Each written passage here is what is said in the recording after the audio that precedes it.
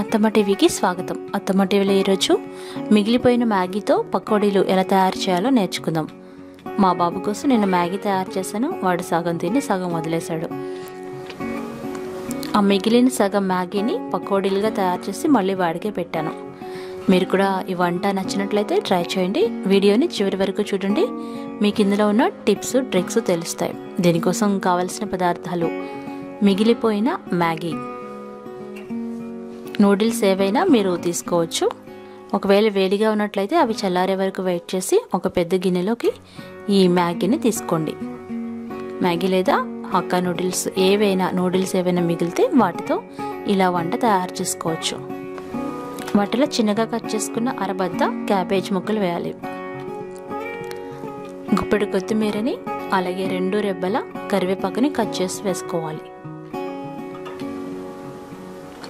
ఆ తర్వాత ఇంకా స్పైసీ కావాలనుకుంటే 2 పచ్చిమిరపకాయలని కట్ చేసి వేసుకోవాలి.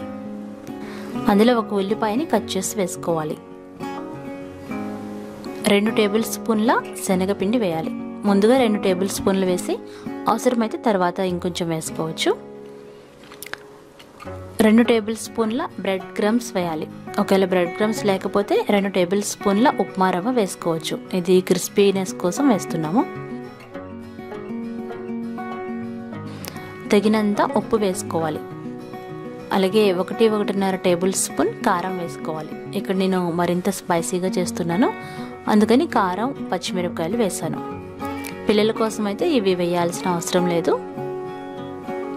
ముందుగా ఫోర్క్తో ఈ పదార్థాలన్నింటినీ కలపాలి. అంటే ఈ మ్యాగీ, ఈ శనగపిండి, ఉప్పు, కారం ఇవన్నీ పట్టేలాగా కలపాలి.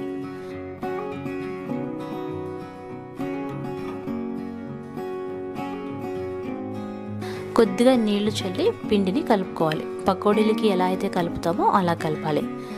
అలానే మరీ ముద్దగా చేసేయకూడదు. కొద్దిగా నీళ్లు చల్లుకొని ఈ ఉండ కట్టేంత వరకు పిండిని కలుపుకోవాలి.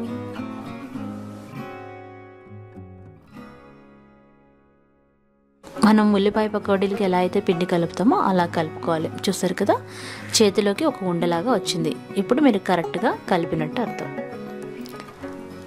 ఈ మ్యాగీ మిశ్రమాన్ని మీరు 3 రకాలుగా పకోడీలుగా వేసుకోవచ్చు. అది ఎలాగో చూద్దాము. ముందుగా పొయ్యి మీద డీప్ ఫ్రైకి సరిపడా నూనె పెట్టి బాగా కాగనివ్వాలి.